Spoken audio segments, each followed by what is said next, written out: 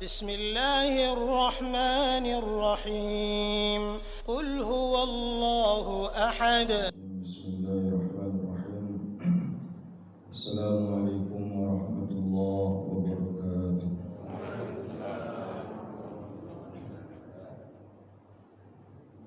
الحمد لله رب العالمين، والصلاة والسلام على أشرف الأنبياء والمرسلين وعلى آله وصحبه أجمعين، أما بعد. Puji Allah, alhamdulillahi rabbil alamin. Kita berselawat Allahumma salli ala Sayyidina Muhammad wa ala alihi wa sahbihi ajma'in, amma ba'd. Bapak Ibu yang dimuliakan Allah Subhanahu wa taala, bersyukur kita malam ini Allah berikan kesempatan bagi kita untuk terjaga, terbangun di tengah malam. Dan ini adalah ibadah yang paling berat, bangun di tengah malam untuk beribadah kepada Allah Subhanahu wa taala. Kenapa ini ibadah yang paling berat? Karena ini juga adalah ibadah yang paling besar pahalanya. Tidak ada ibadah yang lebih baik, ibadah sunnah, melainkan ibadah bangun tengah malam untuk beribadah. Dan ini adalah ibadah yang terberat dengan ibadah yang ganjaran pahalanya juga berat. Disebut oleh Rasulullah SAW sebagai da'bus shalihin. Inilah kebiasaan orang-orang saleh.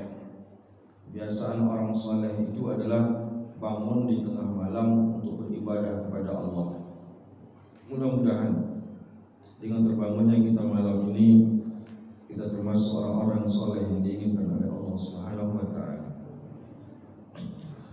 Mengisi waktu kita i'tikaf, kita ingin memuhasabah diri kita melalui ayat Al-Quran. Karena bagaimanapun ketika kita ingin mengukur diri kita, standarnya adalah Al-Quran. Karena mengukur diri kita itu adalah dengan ukuran Allah dan ukuran Rasulullah. Enggak bisa pakai ukuran diri kita sendiri. Kita menyebut diri kita sebagai orang soleh, tentu alat ukurnya adalah apa yang sudah Allah tetapkan. Kita ini orang soleh atau tidak, sudah ada standarnya. Maka orang-orang yang mendapatkan kenikmatan dari Allah Subhanahu wa taala dunia dan akhirat, orang-orang pilihan Allah itu tentu ada jalan hidupnya sendiri. Tidak sama jalan hidup orang-orang yang dipilih oleh Allah dengan orang-orang bukan pilihan. Maka apakah kita orang-orang pilihan Allah? Banyak kategorinya dalam Al-Quran yang disebutkan oleh Allah. Allah sebut orang-orang beriman, Allah sebut orang-orang yang bertaubat, Allah sebut dengan orang-orang yang bertakwa, Allah sebut dengan orang-orang saleh. Nah, kita ini kira-kira untuk semua kategori itu sudah kita ukur belum? Sehingga semua item-item yang Allah sebutkan dalam Al-Quran ini sudah ada pada diri kita, sehingga kita mampu menyebut diri kita, oh saya ini ternyata udah orang saleh. Atau kita sudah bisa mengukur diri kita, kita ini sudah bertakwa. Nah, tentu saja gelar-gelar ini adalah gelar-gelar rahasia, bukan gelar-gelar yang bisa kita klaim sendiri diri kita. Kita cuma berusaha menjadi orang yang Allah inginkan. Perkara nanti keputusannya ada di tangan Allah. Apakah kita sudah sampai ke level itu atau belum? Kita tidak boleh menyebut diri kita sudah soleh, dan kita tidak bisa mengukur kesolehan orang. Karena itu adalah haknya Allah Subhanahu wa taala yang menentukan. Biarkan saja manusia itu berusaha untuk menjadi orang-orang soleh. Biarkan manusia itu berusaha menjadi orang bertakwa, dan manusia itu tak boleh menyebut dirinya sudah sampai ke level itu. Oh saya ini alhamdulillah sudah sampai ke level takwa. Ketika kita menyebut itu, berarti ada yang keliru dalam diri kita. Atau kita menyebut diri kita, saya ini sudah menjadi orang soleh.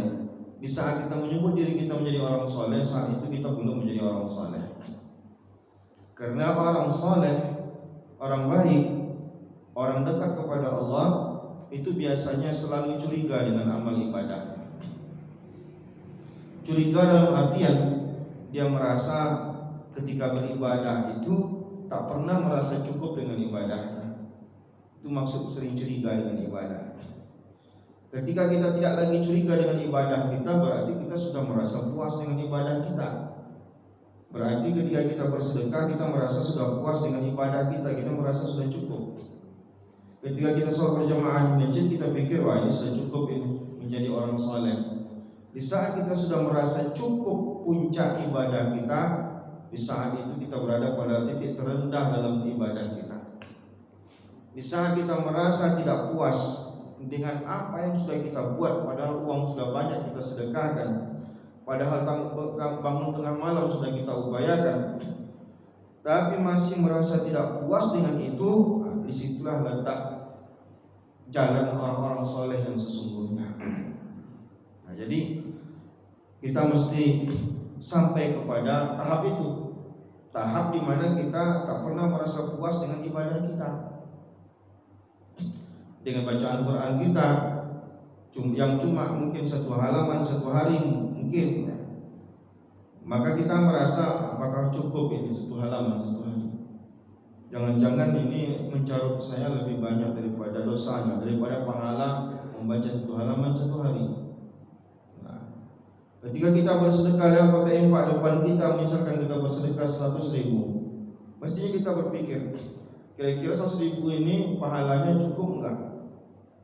Dibandingkan dengan kesalahan-kesalahan saya, atau ini sudah impas belum dengan apa yang Allah berikan kepada saya, persentase yang kita keluarkan itu kira-kira mencukupi atau tidak. Nah, ini rasa-rasa curiga ini mesti ada dalam diri kita. Kalau tidak ada rasa curiga itu berbahaya kita, karena selama masih ada rasa curiga itu dalam diri kita, selama itu masih ada kesungguhan ingin beribadah. Nah, sekarang kita udah rajin ke masjid, bahkan tahajud tengah malam pun kita datang jam 2 ini. Nah, sekarang pertanyaannya, sudah merasa puaskah kita? Kalau sudah puas, berarti ada masalah dalam diri kita. Udah merasa cukup ini, wah saya sudah sampai puncaknya dalam ibadah ini, bangun tengah malam. Kalau kita sudah saya katakan begitu sampai pada puncaknya, berarti ada yang masalah, berarti sudah stagnan ya kesolehan kita kepada Allah Subhanahu. Tak boleh ada rasa puas dalam ibadah. Nah, jadi sebenarnya kita ingin juga dalam hidup ini terus menjadi lebih baik, lebih baik, lebih baik. Sebenarnya apa yang membuat kita jauh daripada sifat-sifat kesalehan? Tantangan yang Allah berikan itu sebenarnya cuma satu aja. Tantangan untuk kita ini malas ibadah. Tantangan sehingga membuat kita nanti iktikaf ini agak sulit untuk datang begitu. Nanti ada kegiatan-kegiatan di masjid pun kita sulit untuk mengikutinya. Sebenarnya tantangannya satu saja. Allah hadapkan dunia ini sama kita. Itu tantangannya. Dan itu enggak mudah. Karena jalur pintu masuknya setan atau iblis menggoda kita melalui dunia ini.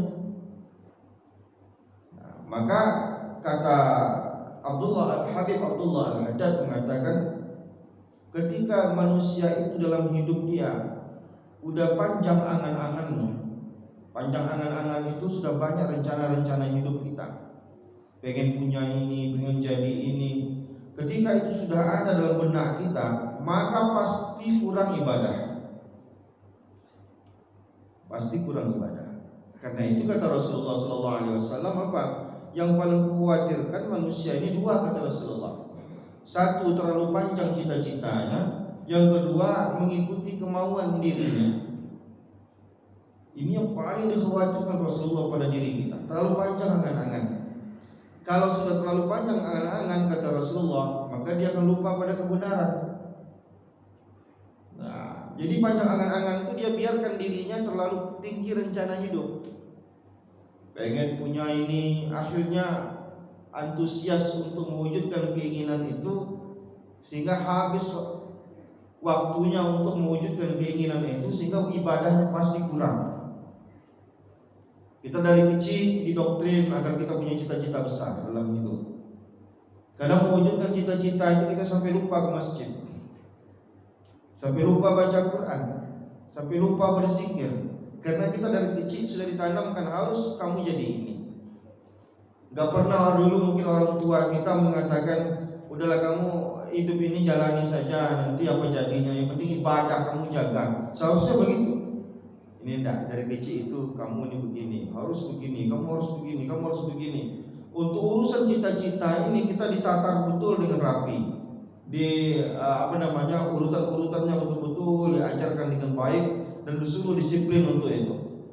Tapi kita kadang lupa mendisiplinkan diri kita, anak-anak kita, bagaimana mereka juga harus disiplin untuk beribadah. Nah, jadi terlalu kita biarkan diri kita ini menerawang, kita biarkan pikiran kita ini dirasuki oleh syaitan. Di saat kita bercita-cita, di saat itu syaitan menumpang di pikiran kita. Bercita-cita itu artinya begini, nanti saya umur segini di pensiun, nanti saya harus punya ini, saya begini. Rencana-rencana hidup ini terlalu banyak sama dia. Ada kata ingin, maka di situ pintu iblis terbuka lebar dalam diri manusia.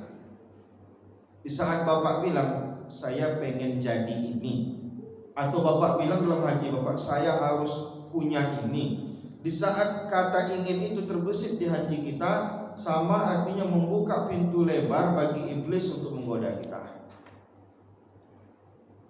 Jadi jangan dibiarkan cita-cita itu lama di hati kita. Nah, bukan kita tak boleh berencana dalam hidup, silakan berencana dalam hidup. Tapi terlalu fokus pada situ, antusias terlalu tinggi, maka sesungguhnya itulah yang menjauhkan diri kita kepada Allah Subhanahu wa taala. Kita akan contohkan itu, lihat nanti surat Al-Qasas ayat 76. A'udzu billahi minasyaitonir rajim. Inna Qarun, sesungguhnya Qarun, kana min qaumi Musa. Qarun itu adalah kaumnya Nabi Musa alaihissalam. Allah contohkan Qarun dalam hal ini. Qarun itu siapa?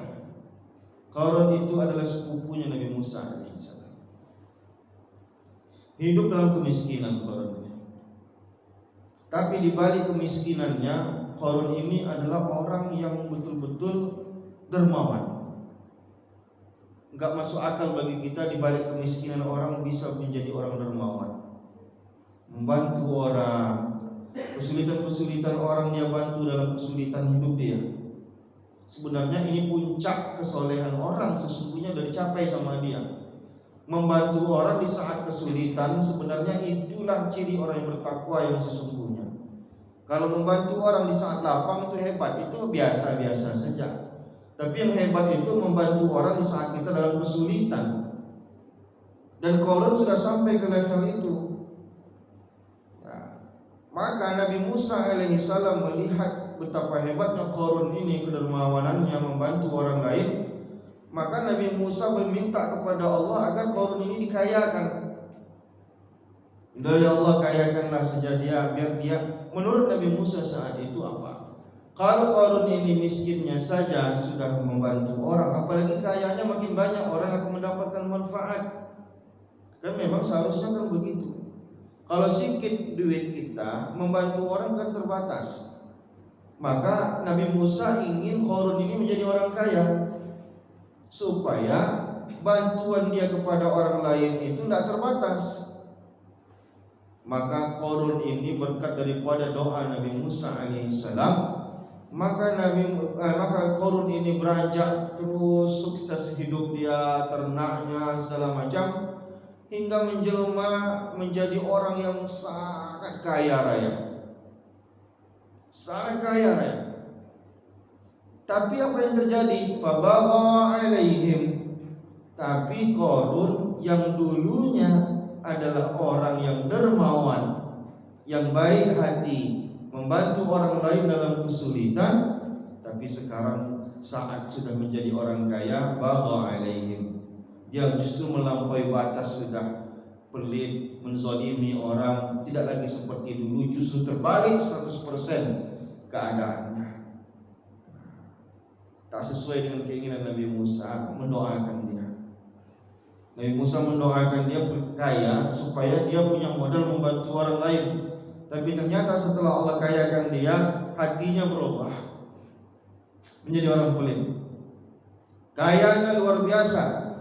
Mungkin hari ini belum ada orang bisa menandingi kekayaan daripada Qarun itu. Kalau Bapak nanti ke Mesir ada daerah namanya Fayum. Daerah Fayum itu nanti di situ ada semacam lembah. Diyakini di situlah Allah menenggelamkan Firaun itu. Maafkan Firaun ya, Qarun itu. Allah tenggelamkan Qarun itu di situ. Sampai ada lembahnya disebut dengan lembah Qarun. Saking besarnya kawasan tempat ditenggelamkan oleh Allah Subhanahu wa taala. Wa atainahu minal kunuz. Saking kayanya kata Allah Qarun itu, gudang-gudang hartanya, gudang-gudang yang mungkin dulu tidak seperti secanggih sekarang, sehingga harta itu dalam gudang. Saking canggihnya, saking banyaknya harta Qarun ini, gudang-gudangnya ma inna mafatihahu latanu bil usbati ulil quwwah. Sampai-sampai kunci-kunci gudang itu harus dipikul oleh bodyguard yang berbadan besar. Seberapa kaya kita hari ini dan berapa banyak kuncinya, sehingga kita harus menyewa orang untuk membawa kunci itu kemana-mana. Qarun saking kayanya, saking banyaknya gudang kekayaannya itu, mungkin dulu belum ada remote, mungkin ya kunci-kunci itu masih ukuran besar ya. Tapi sampai banyak orang harus memikul kunci gudang kekayaannya. Ada yang mengatakan kunci gudang itu dipikul oleh 12 orang dengan badan yang kekar, bukan badan biasa, artinya dia mampu memikul banyak.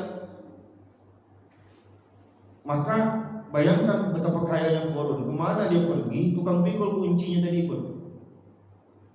Dia misalkan pergi ke pasar, nanti 12 orang yang memikul kunci kekayaan ini harus ikut. Dia takut nanti kemana tak terlihat mana kunci. Sampai begitunya Allah membayangkan betapa kayanya Qarun itu. Satu aja kunci, mungkin gudangnya sebesar masjid ini, itu rasanya udah kaya betul kita. Tapi ini sampai harus dipikul oleh banyak orang kunci itu. Ya tahulah, orang sekarang kuncinya kan kecil. Dulu mungkin kunci itu besar. Tapi walaupun besar enggak mesti sampai 12 orang mikul. Tapi begitulah Allah membayangkan kepada kita, biar kita bisa membayangkan betapa kayanya Qarun saat itu. Nah, iz qala lahu qaumuhu la tafrah. Jadi orang begitu melihat Qarun seperti itu perangainya, maka orang menasihati Qarun. Qarun, kamu terlalu bergembira berlebihan. Kok kamu berubah sekarang? Dulu ketika miskin kamu rajin bantu orang, kok sekarang udah jadi orang kaya, kok kamu ini jadi malas bantu orang? Nah, innallaha la yuhibbul farihin. Pokoknya dinasihatilah oleh orang ya, supaya dia bersyukur kepada Allah dengan apa yang Allah beri, mestinya dia membantu orang lain seperti dahulu. Itu yang mungkin Allah kehendaki. Jadi sebenarnya ini ujian hidup sesungguhnya. Ujian hidup yang sesungguhnya itu bukan di saat Allah miskinkan kita, tapi ujian hidup yang sesungguhnya di saat Allah kayakan, cukupkan hidup kita, itu sesungguhnya. Walau babalawnahum bil hasanati was sayiat.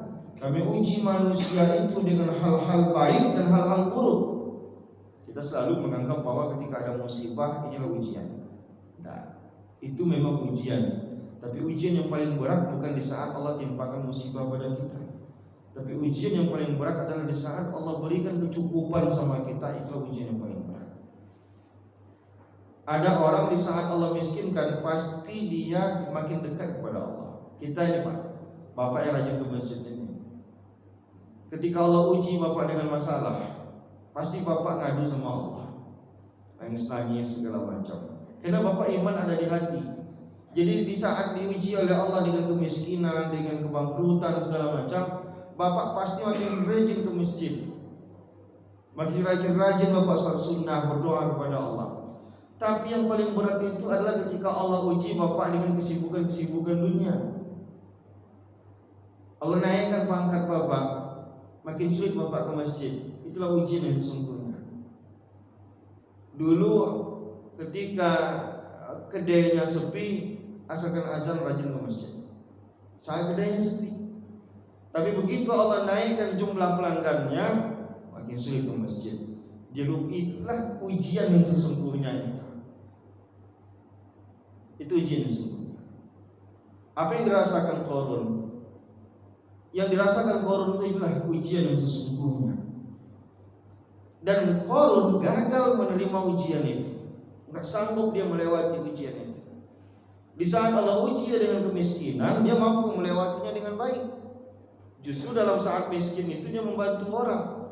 Tapi di saat Allah uji dia dengan kecukupan, dia gagal melewatinya. Padahal kata Allah, wabtaghi fima ataqallahu darul akhirah.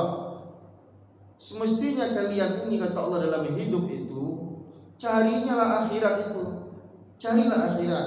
Apapun yang kalian buat itu gunakan untuk akhirat. Carilah duit sebanyak-banyaknya, duit, tapi gunakan duit itu memudahkan kalian masuk surga. Itu maksud yang Allah inginkan. Enggak Allah larang kita cari duit, carilah duit. Bukalah kedai, ya, bukalah ruko misalkan, bukalah usaha. Tapi itu mesti diarahkan ke akhirat. Maksud diarahkan ke akhirat apa? Hasilnya nanti mesti membantu orang, hasilnya mesti digunakan berinfak wakaf ke masjid, hasilnya mesti memudahkan kita sering bolak-balik ke tanah suci. Jadi kata Allah, carilah kehidupan akhirat, wala tansa nasibaka minad dunya. Untuk urusan dunia juga cari, kata Allah. Jangan lupakan. Enggak Allah larang kita mencari dunia, carilah. Tapi gunakan itu untuk jalan Allah Subhanahu wa taala. Sahabat-sahabat Nabi itu enggak semuanya miskin. Abdurrahman bin Auf itu luar biasa kekayaannya. Ya. Jadi sahabat-sahabat Utsman bin Affan dan lain-lain itu orang kaya. Tapi begitu dia lihat ada kebutuhan di jalan agama Allah, dikasih. Kata Rasulullah, kita perang nih, butuh biaya untuk biaya perang. Kata Utsman bin Affan, ya udah 1/4 biaya perang saya. Berapa banyak kebutuhan biaya perang? Dan dia memang kaya. Tidak masalah itu, kata Allah, carilah kekayaan, tidak masalah. Tapi jangan melampaui batas. Makin kaya kita, makin sulit kita masuk surga. Maka kata Rasulullah, yadkhulul jannah al-fakir. Duluan masuk surga orang susah. Khamsu mi'atin. Duluan dia selama 500 tahun. Kharifan, 500 tahun duluan orang miskin masuk surga daripada orang kaya. Bagaimana cara memahaminya? Maksudnya adalah ada orang-orang kaya, dan karena kekayaannya itu dia sulit masuk surga, sehingga dia lama mempertanggungjawabkan kekayaannya itu, sehingga orang-orang miskin ini duluan masuk surga gara-gara itu. Maksudnya orang miskin ini tidak banyak harta yang mau dia bertanggungjawabkan, sehingga dia duluan masuk surga. Sampai begitunya kita mesti hati-hati. Jadi sebenarnya apa yang dirasakan oleh Qarun? Yang dirasakan oleh Qarun sesungguhnya istilahnya itu dalam agama kita, dia sedang diistidraj oleh Allah. Sanastadrijuhum min haitsu la ya'lamun. Kami istidraj manusia itu dan mereka tidak sadar. Apa istidraj itu? Istidraj itu adalah begini ya.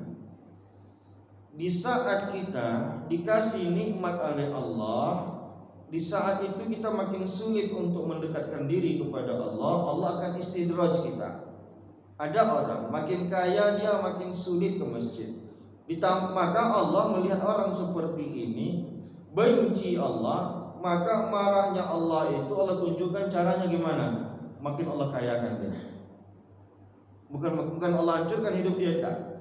Allah makin kayakan dia, karena Allah ingin orang ini udahlah terlanjur kau jauh sekalian, kau jauh dari aku. Buka kedai. Belum laku kedainya ini, rajin ke masjid. 5 waktu ditutup dia, masjid dia, habis sholat dia buka lagi. Lalu Allah tes, dikasih tambah jumlah pelanggannya. Udah agak kesulitan dia ke masjid. Ya, yang dulu rajin bersedekah, udah agak kesulitan dia bersedekah. Marah Allah, maka jika Allah ada puncak marah Allah, Allah akan tambahkan pelanggannya, bukan Allah kurangi. Wa umli lahum, akan kami ulur terus, kata Allah. Tapi ingat, kata Allah, inna kaidi matin, Tapi di saat Allah menambahkan itu, kata Allah, ingat, Allah punya rencana yang buruk untuk dia. Jangan-jangan kita berada pada kategori ini, yang dulunya rajin beribadah, di saat Allah makin cukupkan hidup kita, makin sulit beribadah. Bisa jadi kita orang-orang yang diistidraj oleh Allah Subhanahu wa taala. Kalau kita diistidraj oleh Allah, cuma tinggal menunggu waktu Allah menghancurkan kita. Qarun itu parah betul. Sampai pada puncaknya keserakahan dia, dinasehati tidak mau. Sampai dia bilang begini ya, yang dulunya dia rajin ibadah sekarang menjadi ahli maksiat, mabuk, berzina. Sampai dia bilang kepada Nabi Musa, berikanlah kekuasaanmu padaku. Nabi Musa mana ada kekuasaannya? Nabi Musa itu nabi. Karena banyak pengikut Nabi Musa, dia mau pengikut Nabi Musa itu ke dia. Karena puncak keserakahan orang pengen berkuasa, ingat itu. Puncak keserakahan orang bukan duit, tapi puncak keserakahan orang itu adalah berkuasa. Maka dia bilang sama Nabi Musa, kasih kekuasaanmu padaku. Kata Nabi Musa, kuasa apa? Aku ini nabi, pengikutku itu pengikut nabinya. Maka Nabi Musa difitnah-fitnah oleh Qarun ini. Datanglah pelacur di majelisnya Nabi Musa alaihissalam, mengaku Nabi Musa berzina dengan yang segala macam. Gaya-gaya model seperti ini dari dulu sudah ada. Tapi akhirnya apa? Allah menyayangi Nabi Musa alaihissalam, perempuan yang akhirnya mengaku kalau dia disuruh oleh Firaun. Maka kata Qarun, menjadi orang kaya itu lebih baik daripada menjadi nabi. Sebegitulah kalau udah buta mata itu dengan kekayaan yang berkuasa. Nah, Bapak Ibu yang dimuliakan Allah Subhanahu wa taala. Maka kata Qarun apa? Inna ma utituhu ala ilmin indi. Kenapa orang minta duit samaku? Aku ini cari duit karena kecerdasanku. Kenapa orang lain menikmati? Jadi dipikir oleh Qarun, kenikmatan-kenikmatan yang dia miliki saat itu, kekayaan-kekayaan dia yang bergudang-gudang itu, menurut dia itu dia dapatkan berkat kecerdasan dia. Salah dia. Itu nggak ada sedikit pun kecerdasan manusia itu. Itu semuanya pemberian Allah. Kecerdasan kita itu cuma wasilah saja, kita bisa berusaha. Tapi bukan kecerdasan kita menentukan kita usaha kita berhasil atau enggak. Nah, jadi Qarun ini diistidraj oleh Allah. Maka Allah Subhanahu wa taala fa khasafna bihi wa bidarihil arda. Kalau udah begitu kata Allah, kami tenggelamkan Qarunnya berikut dengan harta-hartanya. Maka semacam ditelan oleh bumi, habislah Qarun dengan harta-hartanya. Bapak Ibu yang dimuliakan Allah Subhanahu wa taala. Cerita ini kan contoh yang bagus untuk kita. Bagaimana sebenarnya cara pandang kita terhadap dunia ini. Cara pandang kita terhadap dunia ini semuanya cobaan. Susah cobaan, senang pun itu cobaan juga. Orang banyak sukses melewati cobaan itu dengan kesusahan, tapi banyak yang gagal melewati cobaan itu ketika Allah coba dengan kesenangan-kesenangan. Padahal dua-duanya sama-sama cobaan. Nah, maka banyak orang gagalnya di saat Allah uji dengan kesenangan. Banyak orang agak sulit ke masjid setelah Allah naikkan pangkatnya. Banyak orang yang susah beribadah karena sudah Allah berikan dia kendaraan baru, mainan-mainan baru dan segala macam. Maka hati-hati. Maka banyak sahabat-sahabat itu menangis karena kekayaan. Terlalu kaya sampai menangis. Dia khawatir kayanya ini berbahaya enggak untuk dia. Abdurrahman bin Auf yang saya ceritakan tadi itu berkali-kali menangis. Menangis bukan karena tidak ada duit, tapi bingung, banyak sekali duit. Bagaimana nanti bertanggung jawabnya di hadapan Allah? Nah, jadi mari kita evaluasi diri kita. Jangan sampai kita makin dicukupkan oleh Allah, malah makin jauh dari Allah. Kalau makin cukup, makin jauh dari Allah, berarti itu memang tak baik untuk kita. Karena bagi kita, secukup apapun Allah kasih, sebanyak manapun Allah kasih, tetap itu adalah kita gunakan untuk mendekatkan diri kepada Allah dan makin mudah masuk dalam surga Allah Subhanahu wa taala. Mari kita renungi itu, kita lihat diri kita dan kita mengevaluasi diri kita. Silakan cari harta sebanyak-banyaknya, tapi ingat di situ ada ujian Allah Subhanahu wa taala yang mesti kita keluarkan di jalan Allah Subhanahu wa taala. Assalamualaikum warahmatullahi wabarakatuh.